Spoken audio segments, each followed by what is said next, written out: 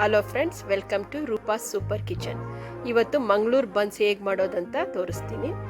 2 ಪಚ್ಚಬಾಳೆಹಣ್ಣು, ಸ್ವಲ್ಪ ಸಕ್ಕರೆ, ಉಪ್ಪು, ಈ ಮೂರನ್ನೂ ಇಟ್ಕೊಂಡು ಜೊತೆಗೆ ಒಂದು ಬಟ್ಲು ಹುಳಿಯಾಗಿರೋ ಮೊಸರು. ಹುಳಿದ್ರೂ ಪರವಾಗಿಲ್ಲ, ಮೈಲ್ಡ್ ಆಗಿದ್ರೂ ಪರವಾಗಿಲ್ಲ.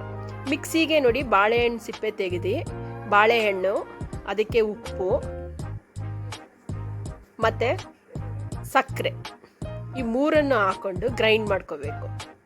ಚೆನ್ನಾಗಿ ಅದು ಗಂಟು ಏನು ಇರಬಾರ್ದು, ನೈಸ್ ಆಗಿರಬೇಕು. ಅದನ್ನು ಗ್ರೈಂಡ್ ಮಾಡ್ಕೋಬೇಕು.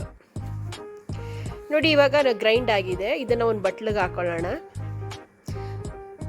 ನೋಡಿ ಒಂದು ಸ್ವಲ್ಪನೂ ಗಂಟೇನು ಬಂದಿಲ್ಲ. ಕೈಲಿ ಮಾಡೋದಕ್ಕಿಂತ ಮಿಕ್ಸಿಲಿ ಮಾಡಿಕೊಂಡ್ರೆ ಉತ್ತಮ. ಈಗ ಆಗಿರೋ ಇದಕ್ಕೆ 1 ಸ್ಪೂನು ಜೀರಿಗೆ ಹಾಕದ, ಜೀರಿಗೆ ಮತ್ತು ಸೋಡಾ, ಮತ್ತು 2 ಸ್ಪೂನಷ್ಟು ಎಣ್ಣೆ ಹಾಕಿ ಮತ್ತು ಮೊಸರು, ಮೂರನ್ನು ಎಲ್ಲನೂ ಹಾಕಿ ಮಿಕ್ಸ್ ಮಾಡಿ ಇಟ್ಕೊಳ್ಳೋದ.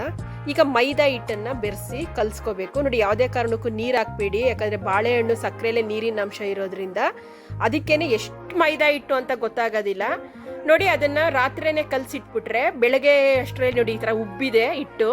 ನೋಡಿ ಎಷ್ಟು ಚೆನ್ನಾಗಿ ಪಫಿಯಾಗಿ ಉಬ್ಬಿದೆ. ಈ ಉಬ್ಬಿರೋ ಹಿಟ್ಟನ್ನು ಎಲ್ಲ ಒಂದ್ಸಲ ಮಿದ್ದಿಸ್ಕೊಂಡು ಮಿದ್ದಿದ್ಮೇಲೆ ನೋಡಿ ಈ ಥರ ಆಗಿದೆ. ಇವಾಗ ಏನು ಮಾಡಬೇಕು ಅಂತಂತಂದರೆ ಅದು ಹಿಂದಿನ ದಿನವೇ ಕಲಸಿಟ್ಬಿಟ್ರೆ ಒಳ್ಳೆಯದು. ನೋಡಿ ಎಲ್ಲ ಉಂಡೆಗಳು ಮಾಡ್ಕೊಳ್ಳೋಣ. ದಪ್ಪಗೆ ಮಾಡ್ಕೋಬೇಕು, ಯಾವುದೇ ಕಾರಣಕ್ಕೂ ಸಣ್ಣದಾಗಿ ಮಾಡ್ಕೋಬೇಡಿ. ಇವಾಗ ಏನು ಮಾಡಬೇಕು ಅಂತಂದರೆ ಲಟ್ಟಿಸ್ಕೊಳ್ಬೇಕು. ಹುಳಿ ಬಂದಷ್ಟು ಅದು ತುಂಬ ಸ್ಮೂತಾಗಿರುತ್ತೆ. ಈಗ ಲಟ್ಟಿಸ್ಕೋಬೇಕಾದ್ರೂ ಅಷ್ಟೇ, ನಾವು ತೆಳ್ಳಗೆ ಮಾತ್ರ ಮಾಡ್ಕೋಬೇಡಿ, ದಪ್ಪವಾಗೇ ಲಟ್ಟಿಸ್ಕೋಬೇಕು. ನೋಡಿ ಇಷ್ಟಿಷ್ಟು ಸಾಕು.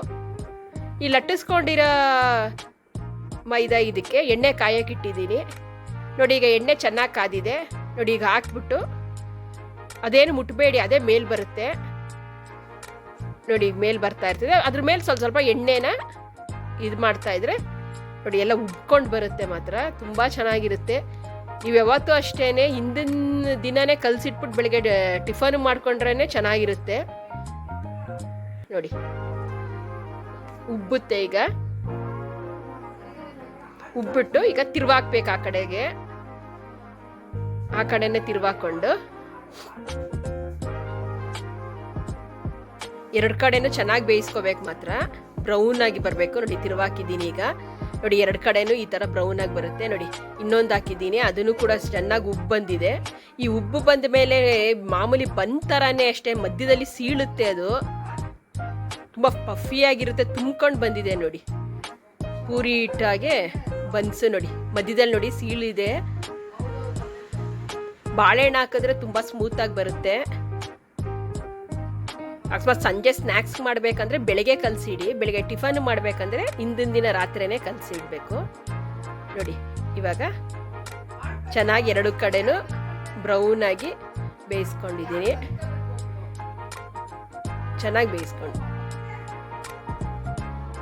ನೋಡಿ ಇವಾಗ ಆಗಿದೆ. ಈಗ ಇದನ್ನು ತಟ್ಟೆಗೆ ತೆಗೆದಾಕಿದ್ದೀನಿ. ನೋಡಿ ಯಾವ ರೀತಿ ಆಗಿದೆ ನನ್ನ ಮಂಗಳೂರು ಬನ್ಸು. ಇದಕ್ಕೆ ನಾನು ಕಾಯಿ ಚಟ್ನಿ ಮಾಡಿದ್ದೀನಿ. ಸಾಂಬಾರು ಮಾಡಿದ್ರೂ ಚೆನ್ನಾಗಿರುತ್ತೆ, ನಾನು ಚಟ್ನಿ ಮಾತ್ರ ಮಾಡಿದ್ದೀನಿ. ಪ್ಲೀಸ್ ನನ್ನ ಚಾನಲ್ಗೆ ಲೈಕ್ ಮಾಡಿ, ಶೇರ್ ಮಾಡಿ, ಸಬ್ಸ್ಕ್ರೈಬ್ ಮಾಡ್ಕೊಳ್ಳಿ, ಎನ್ಕರೇಜ್ ಮಾಡಿ.